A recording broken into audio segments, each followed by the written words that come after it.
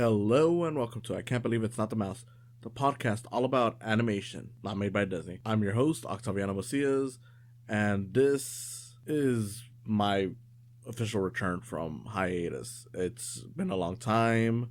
I know I wasn't planning to take it that long. I mean, originally the hiatus was just for the strike. Pretty much there was like the whole actors and writer strike, and I chose to put my show on hiatus and support of that, even though I had really nothing to do with it. But I figured, okay, might as well. Then a lot of things ended up happening, and it just never felt right to get back pretty much until now. So yeah, it's been a long time, and I thought about doing something big for the return. Couldn't really find anything to really match that, and ultimately I decided, you know what, I'll just do something I wanted to talk about, rather than focusing on some grand return, which is the fantastic Mr. Fox. I don't want to delve too much into why I was on hiatus. Like I said, a lot of personal stuff came up. It wasn't intended to be this long, because the last episode I did was back around July, I believe. Might have been around August, but I know there was a couple of episodes that were made, some of which, by the time you're watching this, have already aired. Others just completely scrapped. I'm not planning to release them, just because one of them was pretty much about the whole treatment of the animators for Spider-Verse. I just felt like, why bother releasing it now? Not that that stuff isn't important, but it's kind of like everyone's already said their piece. What can I add to it from an old video that isn't going to be relevant anymore? The other one was me doing pretty much a review of sorts of the Smiling Friends. Decided not to share that just because it was kind of hastily done. It was one of those where it's like, okay, I just have to get something done right away, and I will occasionally do that. I'm gonna try to do it, much better than just me rambling on with nothing to it. I do want to deliver some quality to you guys, but I'm not exactly interested in just throwing anything out, and that's pretty much why I decided to hold off on showing that one. But yeah, that's pretty much all it is. I don't know. I do plan to do these more rarely as they were before, but my goal is still pretty much the same. For those of you who are new to this, or maybe you need a refresher, my whole point of this show is, yes, I'm talking about animation, mostly movies, not made by Disney. I don't have anything against Disney. I love Disney. I mean, I'm wearing a little hoodie. You can't really see it too well here, but it's of the Mandalorian, so it's not like I'm really, why even bother? It's not like I'm really, that shows it a little better. It's not like I'm really against Disney. It's just that, they have a strong hold on the animation, community. Everyone knows Disney movies, even like the obscure ones, are pretty much generally more known than an average non-Disney animated film. So I figured, why not highlight the stuff that's not from them? I will highlight popular stuff every now and then, just because of course you need some of that to get some people's interest. But my goal is, of course, to focus on the stuff that doesn't get enough love. So yeah, Disney's pretty much out of the topic. I may do some special episodes every now and then that focus on some Disney stuff, but on the whole, it's not really the focus of this podcast. Kind of a side note, just because I'm seeing it right now. But if you need proof that I like Disney stuff, I even have the Star Popcorn Bucket from Wish, a movie that I really hated. But yeah, with all that out of the way, so the episode today is me talking about Fantastic Mr. Fox, the Wes Anderson animated film that was nominated for Best Animated Film for 2009. Incredibly strong year for animation, if we're being honest. Based on a Roald Dahl book about a fox that essentially starts a war or a feud, if you want to go with that, against three farmers, Bogus, Bunce, and Bean, who end up essentially screwing over all the animals in the area because they end up driving all the animals nearby them uh, down into the ground, into the sewers, all because they're mad at Fox for essentially stealing their stuff, and it's just Fox, pretty much the Fantastic Mr. Fox, essentially bringing these people more and more trouble. So he's kind of an asshole in that regard. But yeah, that's pretty much the general plot. It's pretty simple, pretty straightforward. It's a lot of fun though, and you know, up front, I kind of always forget that this is based on a Roald Dahl book. Not that I want to say that it's different from the book because I've never really read the book, and from the summaries I've read, it's like, okay, so it kind of gets it. I don't know how much of it is different beyond just, making a movie length and giving it that Wes Anderson style of like dialogue and whatnot. But it's definitely like, just taking the idea of the story. It doesn't sound like something that you would commonly find in a Roald Dahl book, at least like the stuff that I'm familiar with, which is Charlie and the Chocolate Factory, Witches, Matilda, all that stuff. Like the only thing that really makes it feel like a Roald Dahl, kind of story is just the fact that you have the three farmers who are these old mean men. One's fat, one's very thin, and one's short. Like that kind of stuff. It's like, okay, that's kind of reminiscent of the kind of stuff that you see in Roald Dahl books, where you have like the rude people who are, let's be honest here, drawn very ugly, and as we've come to learn, are pretty much anti-Semitic caricatures. Oftentimes, sorry for the dog barking. Oftentimes, it's just that it's like they're caricatures and whatnot, and that's kind of where it's the most reminiscent of a Roald Dahl story. But other than that, I'm like, I don't know. It doesn't really come off to me like as what I would expect from him. Again, maybe the movie's just that different, and if you were to read the book, it would feel more like his style. But I don't know. It definitely feels like a Wes Anderson movie. A lot of people have pretty much turned it into a joke and kind of mocked him for it, for his very specific style when it comes to the way he chooses to direct scenes, the way he, creates the sets, the colors, the dialogue, and all that stuff. I don't have a problem with it. I love any Wes Anderson stuff. Give me a Wes Anderson movie every 2 or 3 years, and I'm in. I mean, in all honesty, this was actually the first one that I had ever seen. I remember watching it back in like 2009, maybe 2010. I know definitely before the Oscars came up, I remember thinking this was the real best choice, even though it went to Up, and Up was the one that was also nominated for Best Picture. I was like, nah, I think this one's a little better. I mean, no disrespect to Up, but this one's a much better story, much better cast. But whatever. The Academy loves Pixar. But yeah, generally speaking, it's very good. It's a very good movie. You have George Clooney in the main role of the Fantastic Mr. Fox, who, like I said, he pretty much messes around with these farmers, and essentially what the whole movie comes down to is that it pretty much starts off where you see Fox with his wife, just as they're about to become parents.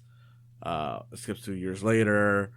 You got eventually their nephew comes in to live with them alongside their son. Fox is pretty much tired of this cozy, normal lifestyle, so he decides to go back to his old ways once he moves up to this nice area, which again just screws everyone over.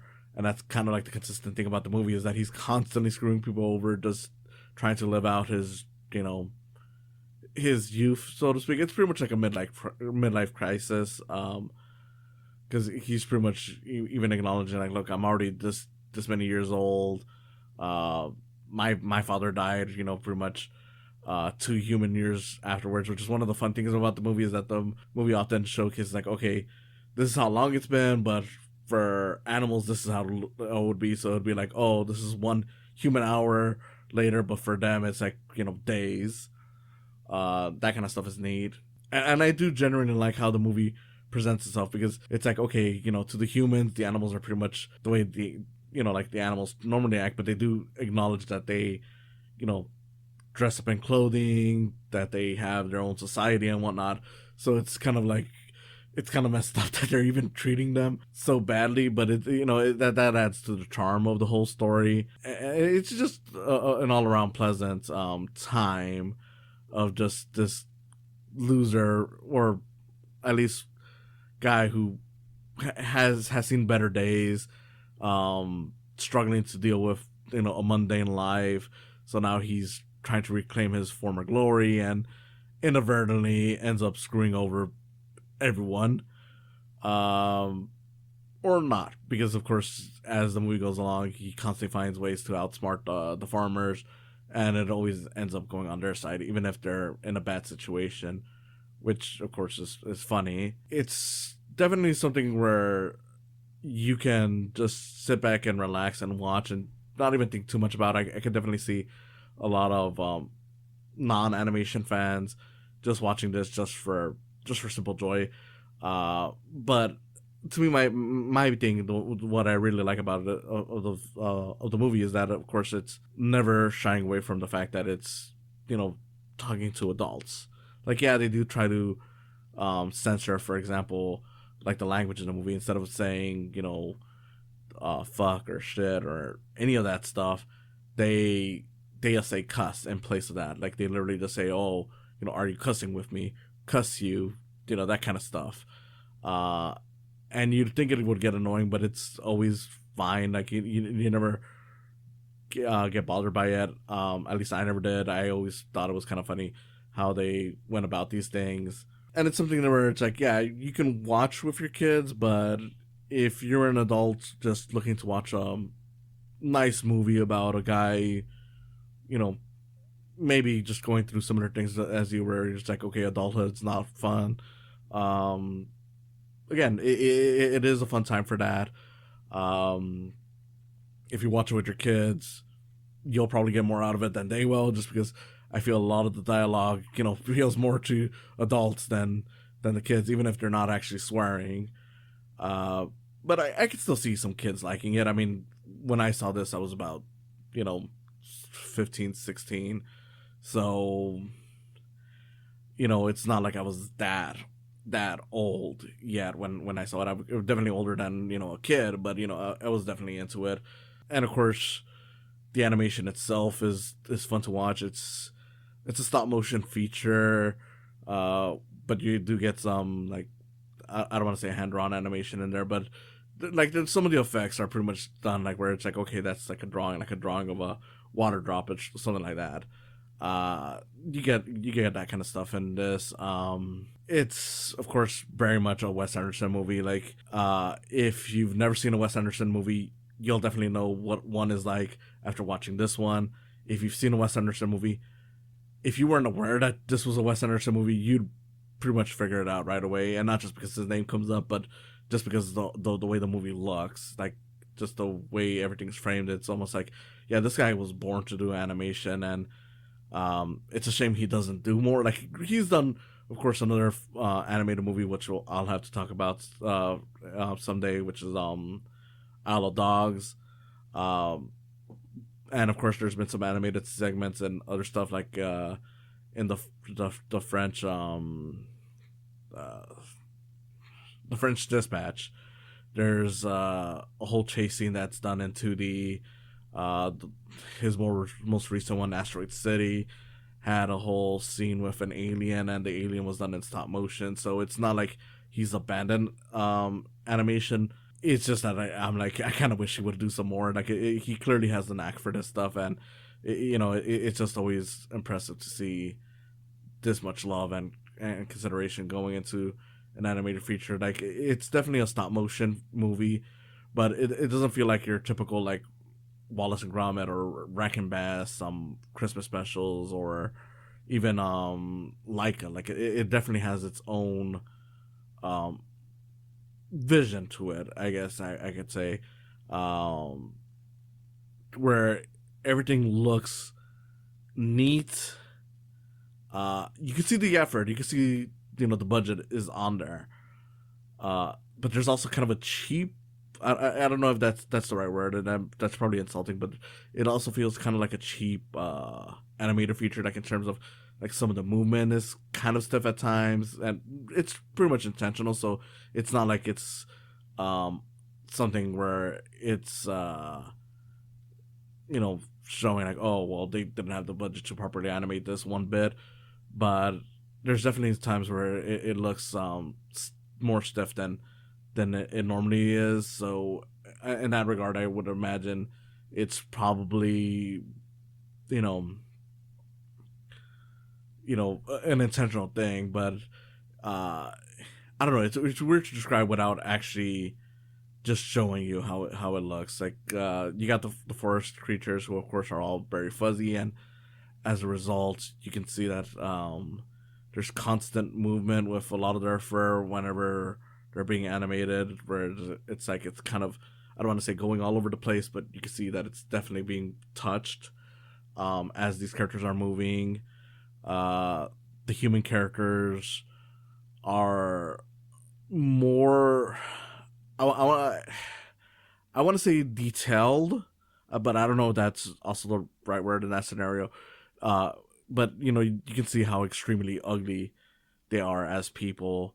They're very unpleasant to look at, but intentionally. It's not like in a way where it's like, oh, this is an ugly character, and I just don't want to see them. It's like, okay, this is a character that the filmmakers essentially already knew. Like, okay, this is gonna be a character that's not meant to look pleasant because they're not pleasant. Uh, so as a result, they're not pleasant to look at. Um, I don't know. Your mileage may vary on that. I know a few people who have found the animation in this to be ugly, especially once you get to like Isle of Dogs.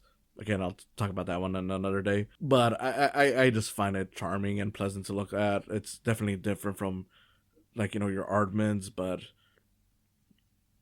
that there's nothing wrong with that. I enjoy a different style. I enjoy seeing the effort being put in from people who clearly have a care for this, and they do. You can see that this was not something where it's like, oh, a filmmaker just decided to make some easy money because they were taking an adaptation from a fairly well known author and just making it into a movie to make money. No, it's not that. You can see they animated animated it with passion, and the story being told was done really well. Again, I'm not sure how accurate it is to the book. As far as I know, it doesn't seem like it does anything that's too wrong with it. Like the ending with the farmers, essentially just deciding to forever wait for Fox and the other animals to reappear. It's pretty much from the book, even if it's done differently. Because I believe in that version it was like they were waiting by the tree, whereas this one they're waiting by um the sewer where they were most recently trapped in. Um, but yeah, I don't know. I really don't know whether or not it's too different. And regardless of it, it's a really good movie, anyways. I mean, as far as I know, I've never heard anyone say that it's bad as an adaptation or anything like that, and it really isn't. By the sound of it, but there are people like that. Um, yeah, I don't know what to say. It's just a really fun movie. The animation's nice. The writing's incredible. I like the characters. You got, like I said, the fantastic Mr. Fox himself, who's always getting into problems, but he kind of eventually figures out how to do stuff. The wife, who's kind of aware of all of his BS, but is still willing to stand by him. His weird son, who is desperate to be an athlete and live to like the standards of the father, even though everyone tells him like, well, you're not. The nephew, who's like the shy boy, who is pretty much like the perfect child. Like he's like polite. He knows karate. He is very agile, everything. And then you got just all the assortment of different animals that are there with them.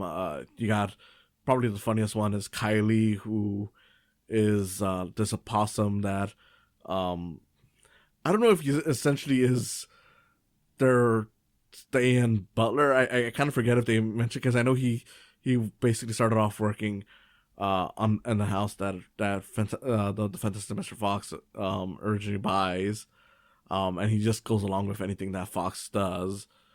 But that's a funny character. Bill Murray appears as this badger who pretty much sells him the house. He gets a lot of great moments. And then, of course, you got the villains, who are a ton of fun. They have a song, like pretty much they have a whole song that kids have sang about the villains, Bogus Bunsen Bean, which is both really catchy and kind of creepy. And they really do use it in great effect towards the climax, where they're like, doing the whole face off with them. It's really great stuff. And again, the animation is just really nice. Like they do play around with it a lot. Like there's a lot of fun angles that they use.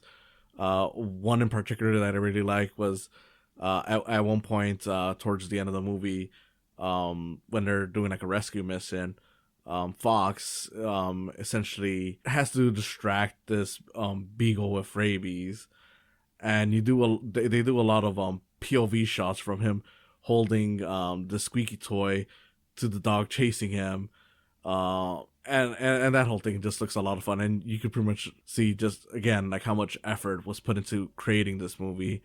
It never looks flat, even if sometimes the movement is a little stiff, which gives it a kind of a cheap look to it. Again, that may be the wrong word to use. I think it never really looks like it's it was made on the cheap. Like it never really looks like they didn't think of putting any kind of effort into what they were doing, which again I just always appreciate. Just an incredible movie, and honestly, if you haven't watched it, go watch it. It's pretty widely available. I don't know if they still have it on Disney Plus, because I know it was on there for a while since Disney bought off the rights from Fox. Or bought Fox, and they now own whatever, you get what I'm saying. But even then, it's a pretty easy movie to find. I mean, Criterion has it. It's it's available to purchase on streaming. I would recommend going physical, but whatever you have to do to watch it, it's definitely well worth it. Like I said, way back when this whole thing started, I actually prefer it over Up, that year's winner for Best Animated Film. No disrespect to Up, I get it, but if it were me, I would have put that as the winner, and I would have even nominated it for Best Picture. On the whole, wonderful time. It is definitely a joke now to say like, oh, Wes Anderson movies are pretty much all the same and whatnot. Again, if you're an actual fan, I think that's overblown, and there is a lot of charm in each of his individual films. But this is definitely one of the higher ones. That may be just because it was the first one I saw, and I that's the one that I got introduced to. But for the most part, really fun movie. I can't really find any reason to not recommend it. So yeah, go watch it if you haven't. If you have, watch it again. It's definitely one of those movies that is always fun revisiting, and yeah, as a movie to return from a hiatus, it's definitely a fun one, and I hope I get to have another long run sharing movies like this, or just animation in general with you guys. Thank you for listening. This has been Octaviano Macias, host of I Can't Believe It's Not the Mouse. See you later. What's this thing you do, the whistle with the clicking sound? That's my trademark. Thank you for coming on today. If you enjoyed this, please consider subscribing to my YouTube channel, where you'll see video versions of these podcasts. And if you just want to listen to them, there's always the option of just following the podcast on their various sites, whether it's Spotify, Podbean, or Apple Podcasts. Whatever you choose, I hope you continue enjoying these. And if you want to support me even further than that, there's always the option of Patreon. In any case, again, thank you for listening, and I hope you have a wonderful day.